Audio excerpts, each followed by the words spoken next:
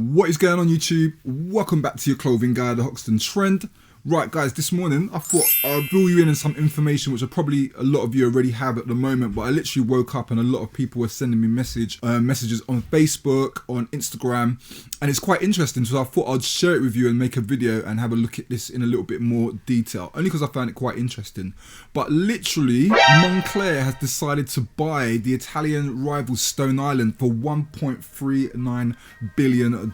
Now this news has just come up earlier this morning. Now, for a lot of people that don't know, you can actually buy shares in Moncler, although I don't think it's a straightforward way of doing it. I think there's a particular way that you can buy the shares, so I don't think it's traded like normal shares. I think it's a little bit more intricate than just jumping onto your local share platform and buying the shares. I think you got to put like a minimum of 10k or something like that when I last looked into it. But it says the Italian luxury group Moncler SPA agrees to buy its Italian rival Stone Island for 1.15 billion euros in cash and shares. Okay, now Moncler is originally a French outerwear ski brand. It was then purchased by an Italian fashion entrepreneur, and he went and bought Moncler, and now Moncler is actually Italian when it used to be French, and they listed the company about 3 years ago or something like that, and to be honest with you, it's been doing tremendously well ever since then.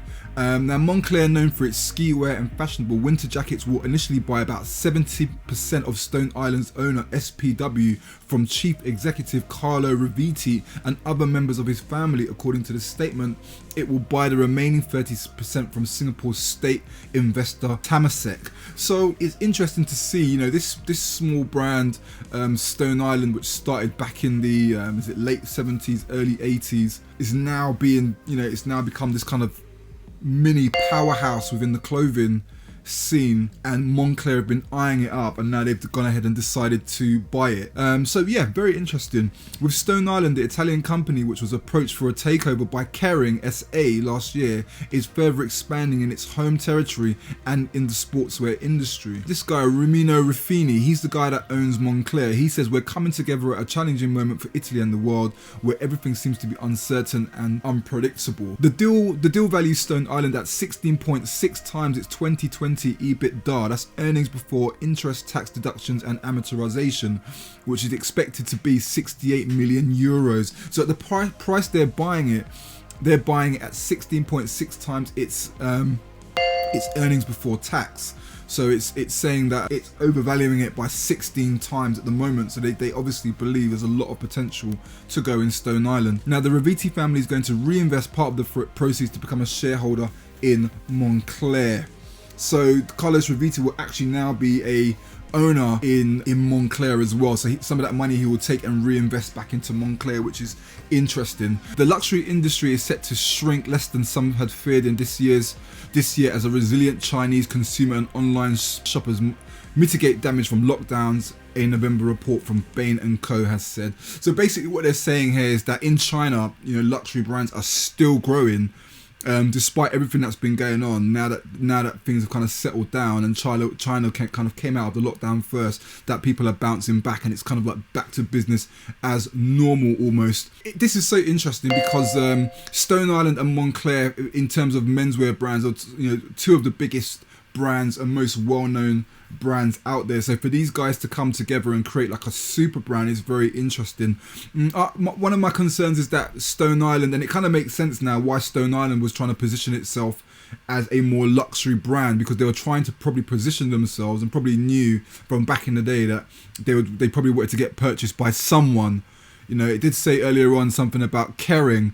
With Stone Island, the Italian company, which was approached for a takeover by Kering SA. Now Kering is one of these big conglomerate brands which owns tons of mini brands. So if we look here on Kering's website, these guys are absolutely massive, and they own a whole bunch of brands. So if we see the houses here, Gucci, Saint Laurent, Bottega Veneta, Balenciaga, and tons of other brands, tons of Alexander McQueen, tons of other brands. So Stone Island, obviously, I don't know if they declined that or what the situation was, but that didn't proceed. But yeah, now they've kind of teamed up with Moncler. So the only thing I would say with that is, when Moncler listed on the stock exchange, I personally noticed that the quality of the jackets were not the same. Design wise, that really stepped up, and Moncler started to look really more exciting in terms of design, but quality wise I would note that the older Moncler stuff was a little bit more quality in my opinion. I noticed that some of the Moncler jackets now, they actually cut corners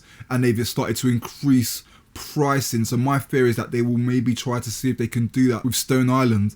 I mean, ideally sometimes when a company buys another company, they kind of let that company just do what it needs to do and they don't interfere. An example of that is when Coca-Cola bought Innocent Smoothie. Now Innocent Smoothie was a kind of wholesome, healthy type brand, and when Coca-Cola bought it, people were very concerned that Coca-Cola was going to change the culture of Innocent and that Innocent was selling out. But at the end of the day, Coca-Cola said, look, they're going to have no interference and they're happy for Innocent to carry on as they were, but just help them with things like distribution and stuff like that.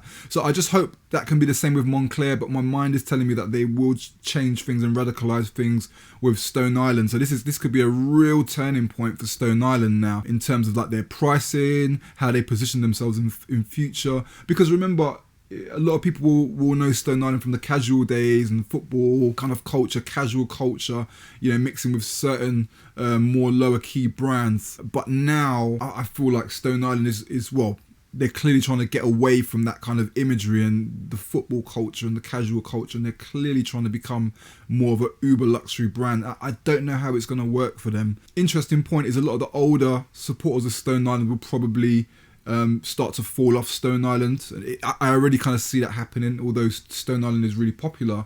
And a lot of the newer cats that are into Stone Island might not be familiar with the history, so they in turn may not be too concerned about the changes that's been happening to Stone Island over the years.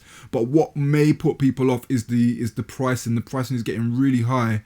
And I am noticing that there's more and more Stone Island that's ending up in the sales now. And that's a lot to do with pricing. So yeah, anyway, we'll keep an eye on this story to see how this will progress, and we'll keep you updated. But the interesting thing is that, it's not only Moncler and Stone Island that teamed up. An interesting article that I found a couple of months ago was how Farfetch acquired Off-White. Well, they acquired the parent company of Off-White for 675 million, and that included brands like Palm Angels, Marcelo Boulogne, and Heron Preston, which are quite similar brands. So that's another story that I can cover and give some more information about that at another time.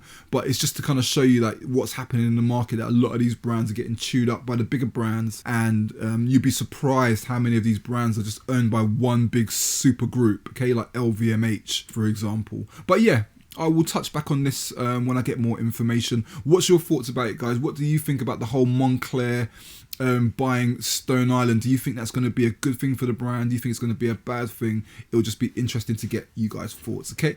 But anyway, if you're looking for cool brands and cool discounts and stuff like that, remember you can always jump onto our website where we have our top 5 trainer deals, top 5 clothing sales, and we always got the latest sales and codes and offers on our website, okay? So yeah, a lot of our followers have been using our website and been telling us they've been actually bagging some really cool deals. I think a follower said he even got a pair of Yeezys from our website. He used our website to find a retailer that had a pair of Yeezys and stuff like that, and people have been getting like Canada Goose for 25-30% off from certain retailers, and we always highlight that on the website, okay? So guys, that's it